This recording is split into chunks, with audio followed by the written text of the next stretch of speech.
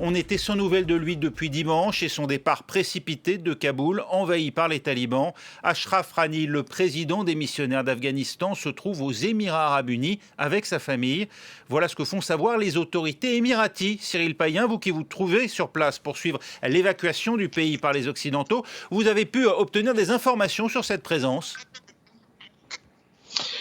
Oui, effectivement, et l'information est en train, je peux vous dire, de se propager sur les réseaux sociaux afghans, et ce n'est pas du meilleur augure pour l'ancien président, qui est largement accusé d'être parti comme un traître, et bien avant l'arrivée des talibans. On soupçonne même sur ces mêmes réseaux afghans, et les talibans ne vont pas le démentir évidemment, qu'il y avait un accord scellé et qu'il a simplement échappé. Alors l'ambassadeur, le nouvel ambassadeur afghan au Tadjikistan, le Tadjikistan, où Ashraf Ghani et Roula Ghani, le couple présidentiel et leur famille, se sont d'abord réfugiés, eh bien affirme même, ça n'engage que lui, mais que le président Ashraf Ghani est parti avec pas moins de 169 millions de dollars en liquide avec lui. Alors tout cela, évidemment, irrite énormément la rue afghane. Donc les Émirats arabes unis, Abu Dhabi, effectivement, vient de confirmer officiellement que pour des raisons humanitaires, le président en exil avait été accueilli. Ça vient de tomber, ça date de quelques heures.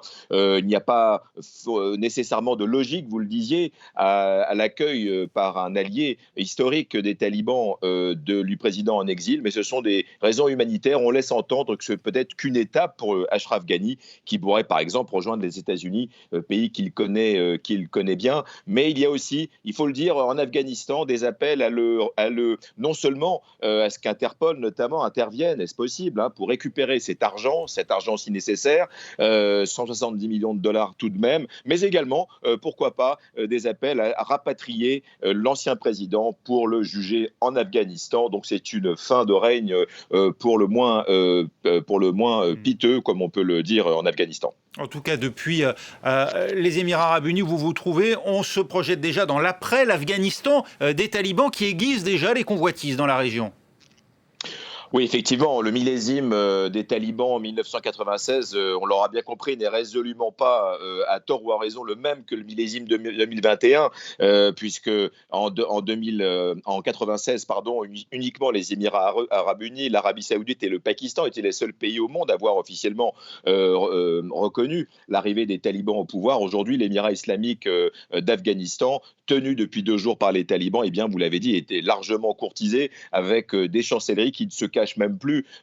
Certaines chancelleries occidentales, d'ailleurs, tâtonnent, elles attendent de voir ce qui va se passer. Est-ce que les talibans vont tomber le masque? Est-ce qu'il y a une forme de sincérité? Mais en tout cas, du côté de l'Iran, de la Russie, de la Turquie, et puis bien évidemment du Pakistan et de la Chine, on n'a réellement pas attendu. Et il y a effectivement beaucoup de réel politique, de pragmatisme économique. Du côté des talibans, l'Afghanistan dépend des bailleurs de fonds, énormément d'argent. C'est un des pays, je le rappelle, les plus pauvres du monde, mais qui regorge aussi de ressources astronomiques en termes de ressources gazières, de lithium, de minerais extrêmement rares, qui pourraient représenter une manne évaluée à 3 000 milliards de dollars. Ça, notamment, les Chinois l'ont parfaitement compris, avec leur allié stratégique dans la région, le Pakistan voisin, dont on sait qu'il y a une interconnexion naturelle depuis de nombreuses années entre certaines parties de l'Afghanistan et certaines parties du Pakistan. Et donc, un nouvel Afghanistan sécurisé où l'on pourrait exploiter ses ressources,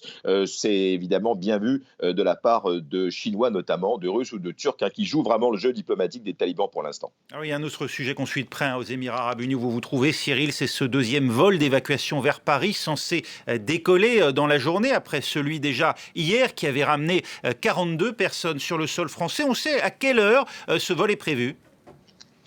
Là aussi, il faut bien parler d'une situation extrêmement chaotique avec ce pont aérien qui existe. Le mode opératoire maintenant est bien créé. Il y a des milliers d'exfiltrations de ressortissants occidentaux, mais aussi évidemment d'Afghans qui ont reçu la protection, et ils ont bien de la chance parce qu'on sait que ça ne sera pas le cas de tout le monde, des pays qui les accueillent. Mais c'est concrètement le tarmac militaire de l'aéroport de Kaboul qui est le seul à opérer, qui est sécurisé par les forces américaines depuis ce week-end. Eh bien, il est totalement encerclé par les nouveaux maîtres du pays. Il est totalement encerclé par les talibans talibans qui filtrent et donc ça rend la situation extrêmement difficile. Donc effectivement, il y a ce deuxième avion, vous l'avez dit, qui serait en route depuis Abu Dhabi vers Paris, qui pourrait, comme le premier avion hier, c'est un A310, atterrir vers Roissy. Et puis il y a ce troisième avion qui devait partir cette nuit, notamment en emmenant plus de 200 Afghans et Français, et dont on a peu de nouvelles. Il était sur le tarmac de l'aéroport militaire de Kaboul il y a quelques heures. On ne sait pas s'il a décollé. Donc ça montre bien